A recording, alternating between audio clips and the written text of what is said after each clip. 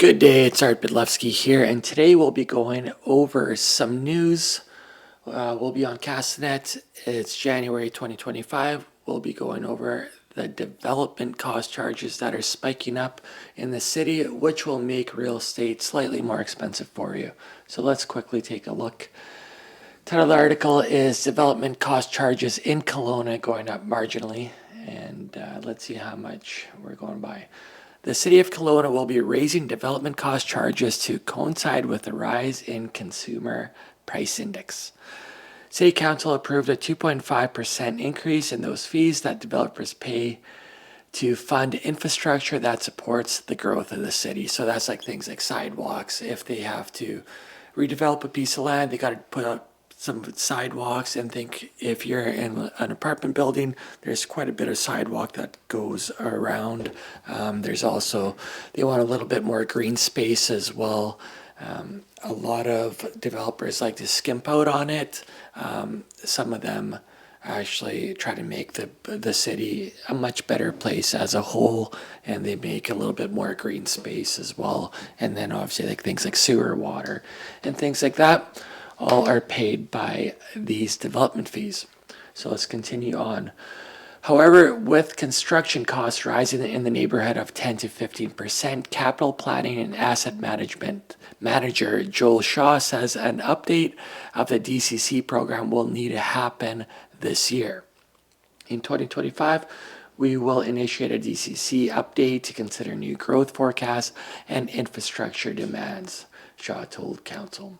The community is growing faster than forecasts of the 2040 OCP, and that 2040 OCP I think was saying, I want to say 240,000 people in Kelowna. I'd have to double check, but if we're overshooting that already, I mean, that's a good thing for real estate if you're an investor, not so good if you're planning, if you're a 20-something-year-old trying to get in the market.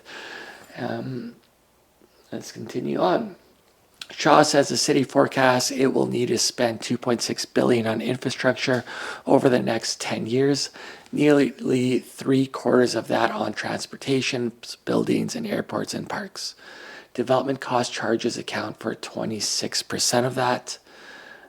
With Kelowna's population to forecast to exceed 200,000 by 2040, we can all agree on one thing, that there is a need for more infrastructure to support services for our community. No shit. Sorry.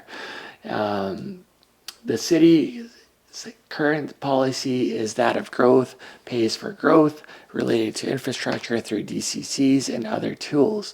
The guiding principle of the program is that infrastructure costs should be paid by those who will use and benefit from the installation of such systems.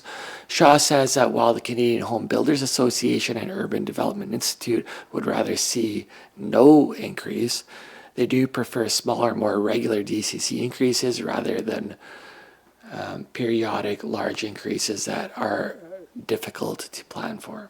Overall, development cost charges account for about 6% of the cost of a new home. The new fee structure will come into effect May 1st. However, those applications completed prior to adoption will be protected from the increase for up to 1 year. I mean, good and bad. If you're building a purpose-built rental, I think we're okay with that 2.5%. If you want to put like an income suite or say a carriage home on your property, those costs rose quite a bit in the recent years. I don't completely agree with that, especially if the community wants more housing, things like that. But as always, I'm Art Bydlewski from the agency in Kelowna. I'm a local realtor here, so if you're thinking about buying, moving, or investing here in Kelowna, I'd love for you to reach out. Please hit that subscribe button, hit the like button if you got some value of me doing videos like this, as I will be doing more. And we'll see you another day. Take care.